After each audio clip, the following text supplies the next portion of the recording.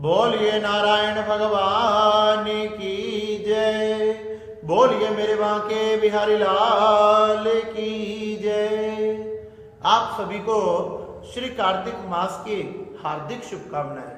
अब हम श्री कार्तिक मास के दूसरे अध्याय का श्रवण करने जा रहे हैं।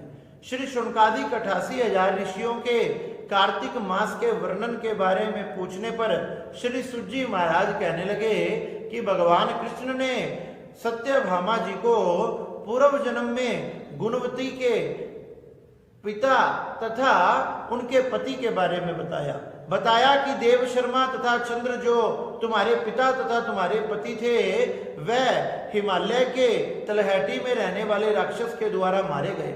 उनको मेरे पार्षद लेने आए, उनको मोक्ष तथा मुक्ति प्राप्ति हुई। जैसे ही कुछ लोगों ने देखा कि तुम्हारे पति तथा तुम्हारे पिता मारे जा चुके हैं तो तुम्हें जाकर संदेश दिया। जैसे ही गुणवती को पता लगा कि मेरे पति तथा मेरे पिता मारे जा चुके हैं, उसी समय करुण विलाप करती हुई वह मूर्छित होकर जमीन पर गिर पड़ी।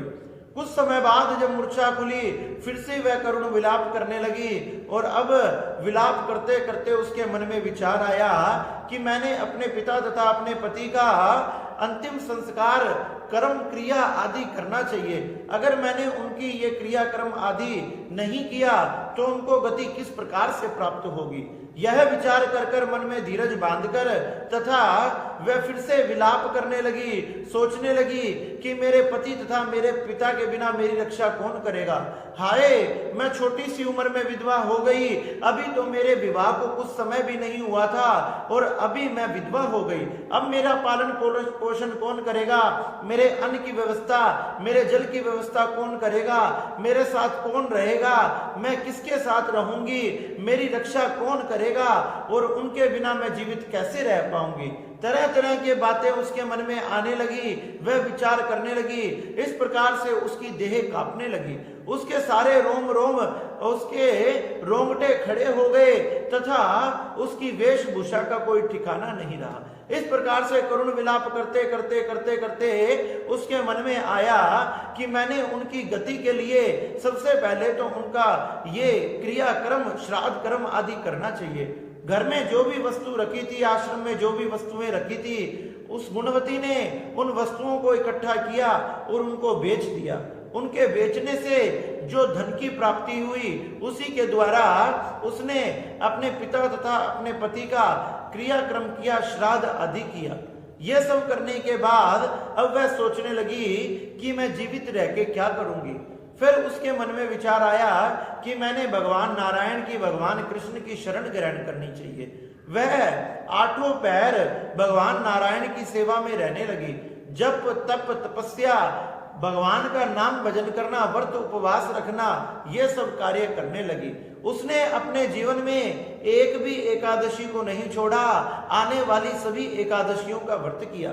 जब सुंदर कार्तिक मास आया तो कार्तिक मास को धारण किया, व्रत उपवास किया तथा उसी के प्रभाव से उसके पुण्यों में बड़ी बढ़ोतरी हो गई।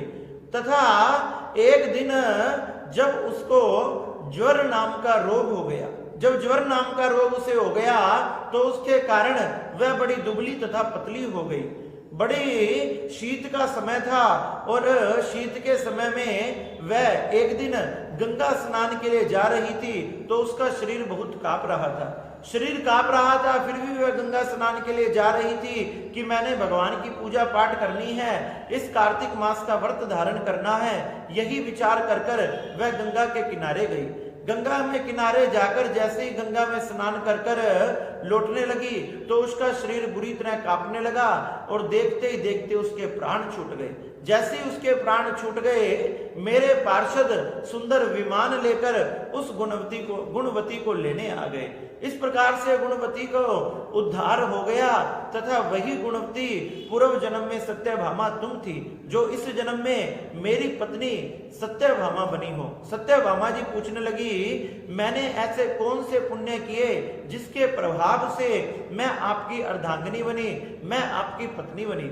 भगवान कृष्ण कहने लगे कार्तिक मास में सूर्य जब तुला राशि में आते हैं, उसमें व्रत, उपवास, दान आदि करने से अक्षय फल की प्राप्ति होती है।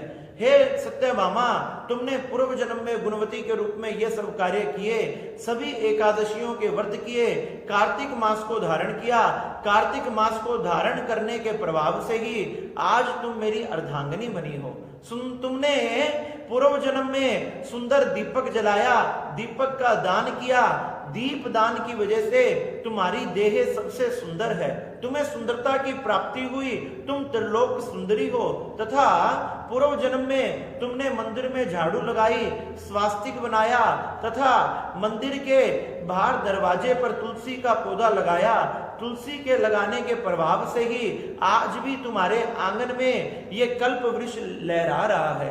इसलिए कार्तिक मास में मंदिर की सफाई करना, मंदिर में झाड़ू लगाना, स्वास्तिक बनाना, इनसे बड़े पुण्यों की प्राप्ति होती है। कहने लगे भगवान कृष्ण, तुमने जो कार्तिक के कठोर व्रत रखे, सुबह ब्रह्मचर्य व्रत का पालन किया, ब्रह्म मुहूर्त में उठना, स्नान आदि करना, नित्य क्रिया करना, इसी से 16,108 रानियों में तुम मुझे सबसे प्रिय हो। ये कार्तिक मास बड़ा ही पवित्र है, एक एकादशी तथा दूसरा कार्तिक मास। जो व्यक्ति इन दोनों को करता है वो मुझे प्राणों से भी अधिक प्रिय है। तुमने इन दोनों को धारण किया, इसलिए तुम मुझे प्राणों से भी प्रिय हो। भगवान कृष्ण कहने लगे, कार्तिक मास में किया हुआ व्रत, उपवास, यज्ञ, तपस्या, भजन आदि ये सब अक्षय हो जाता है। सभी मासों में करने का बड़ा महत्व है, लेकिन कार्तिक मास में किया हुआ ये कार्य और मासों में 16वें हिस्से के बराबर भी नहीं है। कार्तिक मास में जो किया गया पुण्य है वह भगवान कृष्ण के चरणों की प्राप्ति हमें कराता है और जन्म जन्मांतर के पापों को नष्ट कर देता है। इसलिए सत्यभामा, तुम्हें मेरी अर्धांगिनी बनी और मेरी सबसे प्रिय रानी बनी, क्योंकि तुमने कार्तिक मास को धारण किया। ये कार्तिक मास बड़ा पतित तथा पवित्र है तथा भक्तों की सभी मनोकामनाओं को पूर्ण करने वाला है। इस प्रकार से भगवान कृष्ण ने श्री सत्यभामा जी को उनके पूर्व जन्म की कथा सुनाई। इस कारण से तुम मेरी अर्धांगिनी बनी। और श्री सत्यभामा जी ये सुनकर बड़ी ही प्रसन्न हुई। श्री सुत जी महाराज ने शौनकादिक 88,000 ऋषियों को इस प्रकार से कार्तिक मास का दूसरे अध्याय का श्रवण कराया। बोलिए श्री नारायण भगवान की जय। बोलिए मेरे बांके बिहारी लाल की